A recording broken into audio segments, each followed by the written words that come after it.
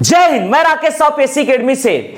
आज हम compound interest चक्रवृद्धि ब्याज के अंतर्गत न्यू वैरायटी के प्रश्नों को डिस्कस करने जा रहे हैं। ध्यान दीजिएगा।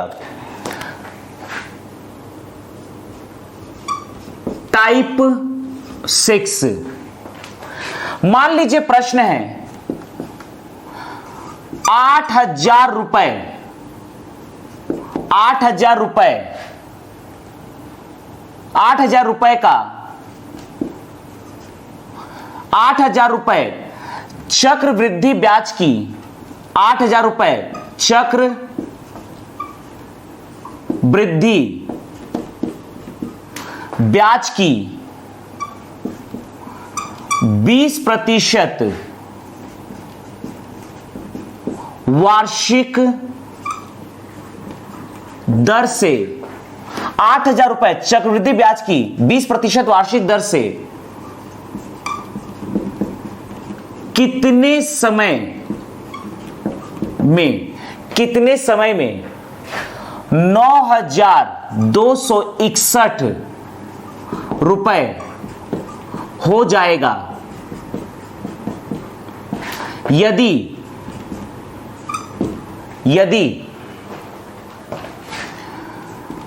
ब्याज की गणना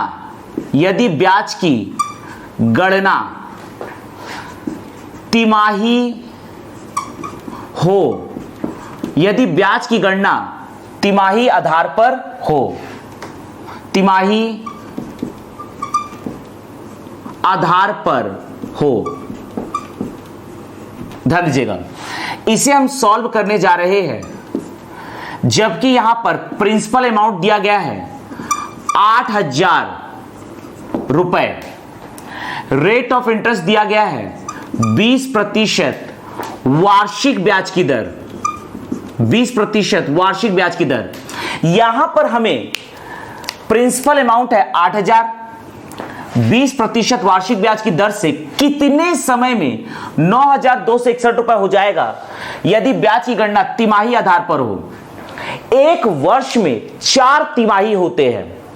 यदि ब्याज की गणना तिमाही आधार पर किया जाए तो रेट ऑफ इंटरेस्ट में 4 से डिवाइड करेंगे, जबकि रेट ऑफ इंटरेस्ट में 4 से डिवाइड करेंगे, जबकि समय में 4 का मल्टीप्लाई करेंगे।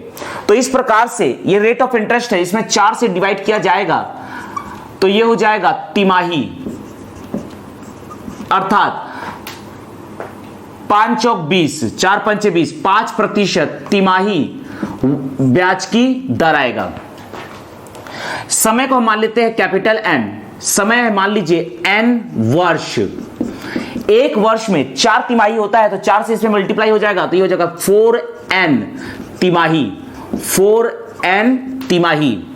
और मिश्र धन दिया गया है 9,261 रुपए। ध्यान दीजिएगा, जबकि A बराबर होता है P इंटू 1 प्लस R बटा 100 की पावर में N।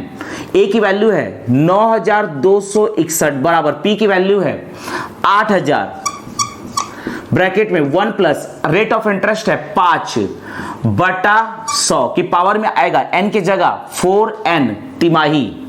ध्यान दीजिएगा, इसको हम लिख सकते हैं 9,261 बटा 8,000 बराबर, ये हो जाएगा 5 दूनी 10, तो ये आ जाएगा आपका 21 बटा 20 की पावर में 4N। 9,261 को हम लिख सकते हैं 21 की पावर 3, 8,000 को लिख सकते हैं 20 की पावर 3, तो ओवरऑल जाएगा 21 बटा 20 की पावर 3 बराबर 21 बटा 20 की पावर 4N।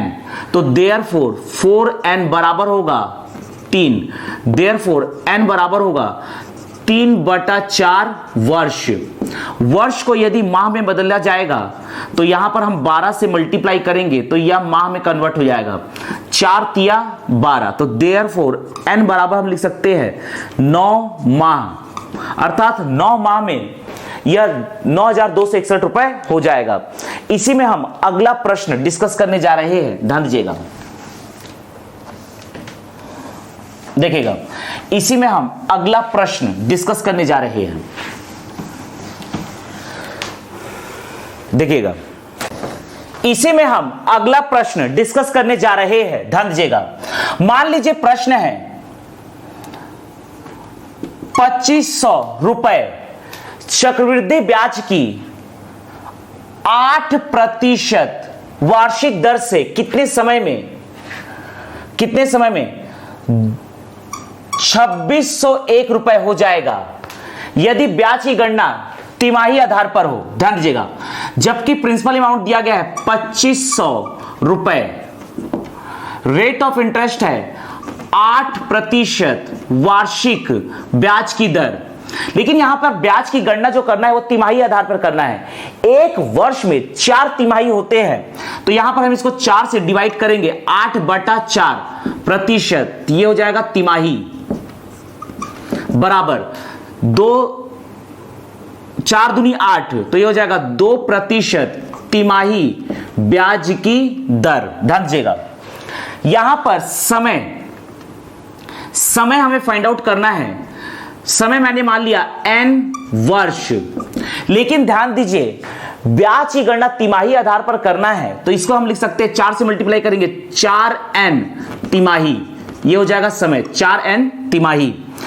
और आपको a की वैल्यू दिया गया है 2601 रुपए, 2601 रुपए, जबकि a बराबर होता है p 1 + r/100 की पावर में n। a की वैल्यू है 2601, p की वैल्यू है 2500, 1 + r की वैल्यू है 2/100 की पावर में n की वैल्यू 4n। इसको हम लिख सकते हैं 2601/2500 बराबर, यह जाएगा 2 से ये आ जाएगा आपका 50, तो यह आपका होगा 51/50 की पावर में 4n। यहां पर 2500 के जगह लिख सकते हैं 50 × 50, और 2601 के जगह लिख सकते हैं 51 × 51, तो 51/50 के पावर में 2 बराबर ये लिखेंगे 51/50 की पावर में 4n। तो देयरफॉर 4n बराबर 2, तो देयरफॉर n बराबर होगा 1/2 वर्ष। 1/2 वर्ष का मतलब होता है 6 माह, अर्थात 6 माह में यह 2601 रुपए हो जाएगा।